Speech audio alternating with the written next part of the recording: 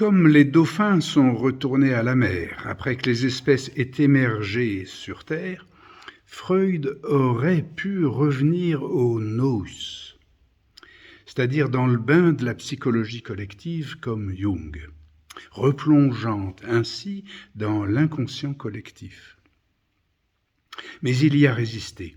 Il a introduit une solution de continuité. Autrement dit, entre les flots et les flux, l'orgone et la libido, il s'est fixé au grand homme.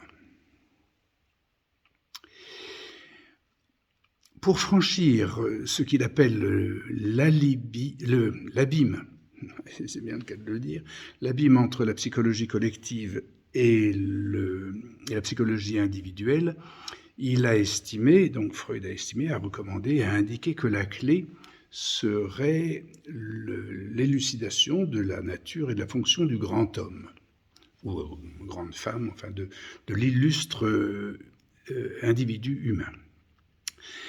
Ses élèves ne l'ont pas suivi. Ils n'ont pas suivi sa recommandation d'examiner cette clé, de tourner cette clé. Ce sont les psychohistoriens qui l'ont fait, et ils s'illustrent par une attention systématique portée sur les grands hommes, sur les hommes politiques, sur les dirigeants, et sur leur enfance, en fonction de la méthode freudienne, donc de la psychologie de l'enfance. Et par conséquent, revenant là à la fonction du trauma, au traumatisme d'enfance qui aurait marqué donc les histoires pour faire des névroses, et restituant ainsi une importance ou une considération donnée au trauma que Freud avait dévalué en renonçant à la théorie du trauma et en pensant que le trauma n'était qu'un fantasme. Alors, pour élucider ça, nous pouvons revenir, et il est bon de revenir, il est indiqué de revenir donc au grand homme mythique de l'enfance. On a tout regroupé comme ça. Et notamment et excellemment, nous avons dans notre civilisation donc l'histoire du Père Noël et par excellence, l'histoire du Père Noël racontée par un enfant. Et nous avons en effet une belle histoire de ce côté-là, à savoir le rapport d'un enfant qui avait été éduqué dans l'idée que le Père Noël existait, forcément, puis un jour qui a appris que le Père Noël n'existait pas. Et ce jeune enfant, apprenant juste cela, le Noël suivant, participe à la fête où un ami de la famille se présente déguisé en Père Noël, va à côté du sapin distribuer les cadeaux, et c'est une fête magnifique. De sorte que au coucher, après la fête, quand ses parents conduisent l'enfant au lit pour dormir et rêver, l'enfant reproche à ses parents en disant « Mais pourquoi tu m'as dit que le Père Noël n'existait pas ?» Alors qu'elle venait d'avoir la preuve de cette fonction euphorisante, glorifiante, existante, enfin qui provoque l'existence et vitale du Père Noël.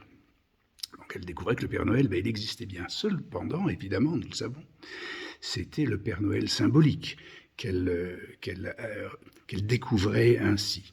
Et elle pensait que ses parents lui avaient dit que le Père Noël symbolique n'existait pas. Elle en trouvait la preuve. Il n'était pas question du Père Noël réel, parce qu'elle avait bien reconnu l'ami de la famille déguisé. Alors, nous avons donc là une séquence. Le Père Noël existe, le Père Noël n'existe pas, le Père Noël existe, mais c'est le Père Noël symbolique. Et pour arriver au stade adulte, plutôt que d'avoir justement des traumas symboliques, des illusions, il faut qu'au 4e stade, on réalise s'il s'agit du trauma, le trauma qui a existé, qui n'a plus existé, le trauma après que l'on dit qu'il a existé mais que Freud traduit comme un fantasme, une illusion. Donc il faut rétablir 4e que le trauma est bien effectif et causal. Et bon. Alors, Nous avons pour cela, puisque nous arrivons à l'âge adulte, nous allons prendre à la place du Père Noël le fameux Oedipe, que Freud remet en réalité dans l'histoire essentielle de l'humain. Et nous trouvons la même échelle et le même schéma, la même graduation, la même gradation, c'est-à-dire que Oedipe, pour les Grecs infantiles, tels que nous les imaginons, Oedipe avait existé, et puis avec le monothéisme, toutes ces divinités n'existaient plus, puis Freud le restitue si Oedipe existe, mais c'est l'Oedipe symbolique.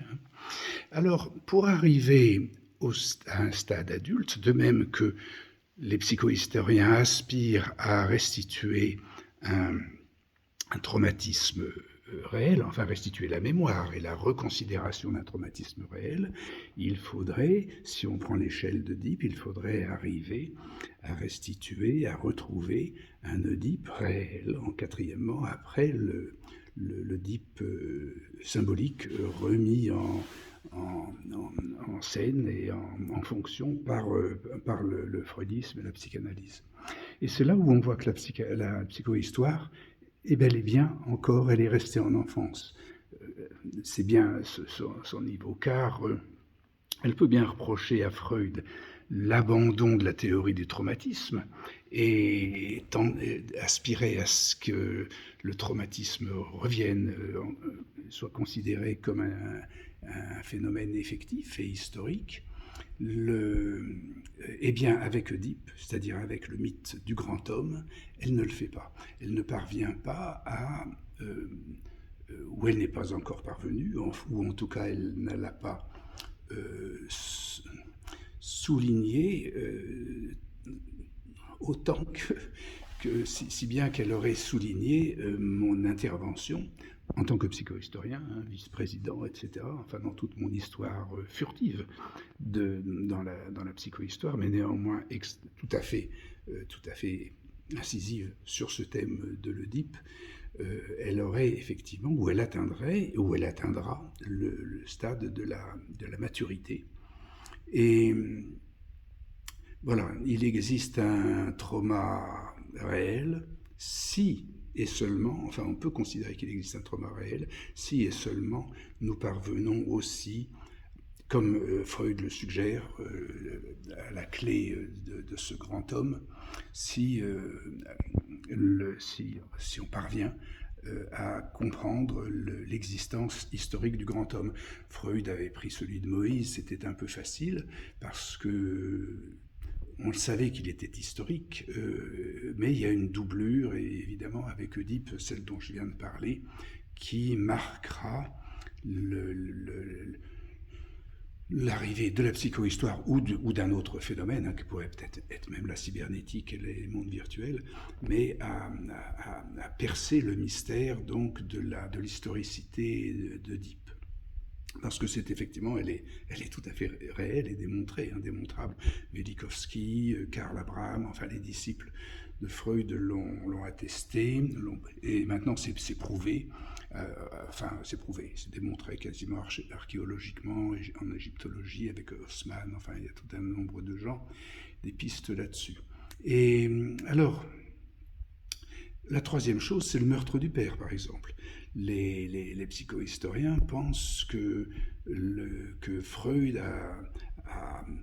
est aussi en faute d'avoir insisté et pris en considération le meurtre du père.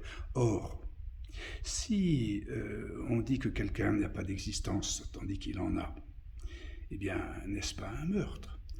Le fait de dire que Oedipe n'a pas d'existence physique, les psychohistoriens, s'ils soutenaient ça, s'ils ne parvenaient pas à dire qu'Oedipe a une existence physique, eh bien, s'ils soutenaient son inexistence, ne commettrait-il pas un meurtre du père, comme leur disait Freud?